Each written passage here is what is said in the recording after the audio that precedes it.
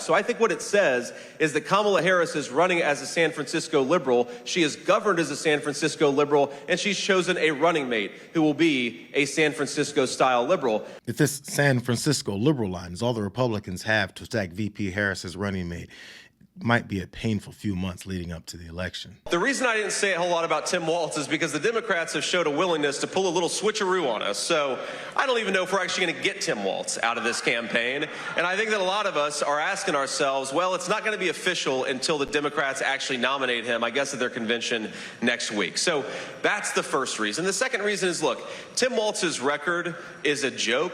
He's been one of the most far-left radicals in the entire United States government at any level.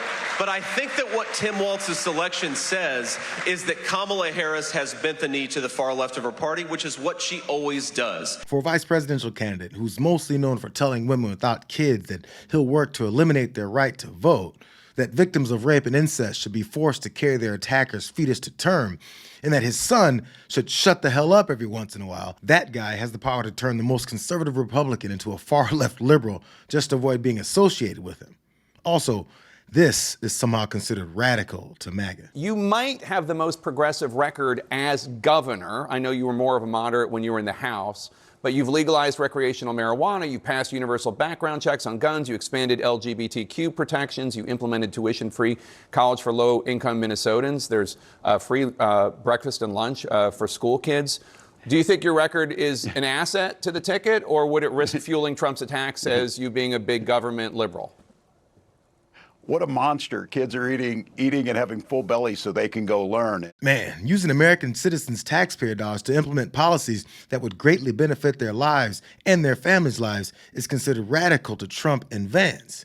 But what may help Walz even more is his refusal to run away from those very popular and very common sense proposals. What a monster. Kids are eating and having full bellies so they can go learn, and women are making their own health care decisions. And we're a top 5 business state, and we also rank in the top 3 of happiness. Look, they're going to label whatever they're going to label. He's going to roll it out, mispronounce names, to try and make the case. The fact of the matter is, where you see the policies that Vice President Harris was a part of making, Democratic governors across the country executed those policies, and quality of life is higher, the economies are better, all of those things. Educational attainment is better. So, yeah, my kids are going to eat here, and you're going to have a chance to go to college, and you're going to have an opportunity to live where we're working on reducing carbon emissions. Oh, and by the way, you're going to have personal incomes that are higher, and you're going to have health insurance. So if that's where they want to label me, I'm more than happy to take the label. While Donald Trump has been working for years to normalize his agenda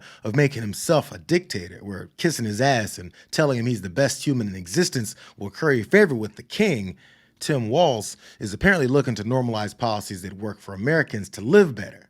We promote and brag about this idea that we're the land of opportunity and prosperity, but our politicians call us pieces of shit for expecting it to materialize. It's about time for Democrats like Nancy Pelosi to stop being afraid of being for the people. Tim Walz, I know very well. He served in the House. To characterize him as left is so unreal. It's just not what the question. He's right down the middle. He's a Heartland of America Democrat, and he was the chair of our Veterans Affairs Committee. And I don't want anybody to forget that, because he made tremendous, tremendous gains for our veterans. So he brings the security credential, he brings the rural credential, and he will do well in Moral America. So I really, it's mystifying to me to see someone that I worked with, shall we say, right down the middle, characterized on the left in this regard. There's nothing inspiring about that worried explanation of how center Tim Walz is. Just a scared reactionary portrayal of him as just another politician trying to avoid being called names by assholes that openly call for many Americans' rights to be eliminated. Hopefully, this new energy building behind the vice president will force Democrats to finally accept that voters don't want representatives that are afraid to represent them, afraid to put hateful Republicans on the defense. These are weird people on the other side. They want to take books away. They want to be in your exam room. That's what it comes down to. And don't, get sugarcoating this. These are weird ideas. Listen to them speak. Listen to how they talk about things. Listen to how your previous guests were right. Like you said, they've told them that they shouldn't talk about race. They can't help it. It is built into their DNA because there is no plan. There's no health care plan. There's no health care plan. There's nothing to do on this. They want to take away our alliances and leave Russia to do whatever they want. Look, they are bad on foreign policy. They are bad on the environment. They certainly have no health care plan. And they keep talking about the middle class that, as I said, a robber baron real estate guy and a venture capitalist trying to tell us they understand who we are. They don't know who we are. In plain, simple terms, it's easy when you have the facts and reality on your side. What I know is that people like J.D. Vance know nothing about small-town America. Look, I grew up in a town of 400 people, 24 kids in my graduating class, 12 were cousins. The things that make small towns work are good public schools, things that work about being good to your neighbors and helping out. And the golden rule of a small town, mind your own damn business. He wants to be in our exam rooms. They want to come and try and tell us they want to privatize our public schools. You think you're going to find a private school in the town of 400? These are absolute policies. His robber baron mentality as a venture capitalist gutted middle America. My dad dies when my little brother's young. We're teenagers. We get Social Security survivor benefits. I'm all for pulling yourself up by your bootstraps. We didn't have any boots. Social Security was the boots, and we pulled ourselves up, and we paid that back. And I think J.D. Vance gets none of that. You know, it's the aw shucks, I'm from here or whatever. So my hillbilly cousins did not go to Yale, but I'll tell you what they did. They contributed to our community, and they're proud of it. So while Walz has been kicking them around on appearances and in interviews, Trump advisors had a quick comment about him as soon as the news broke. And it said that she found a 60-year-old white guy who has the same crazy ideas that she does, which should give Democrats a good opportunity to keep on highlighting all those crazy ideas until people finally realize that crazy is beneficial to their lives. Now got a 24, 48-hour window to define this guy.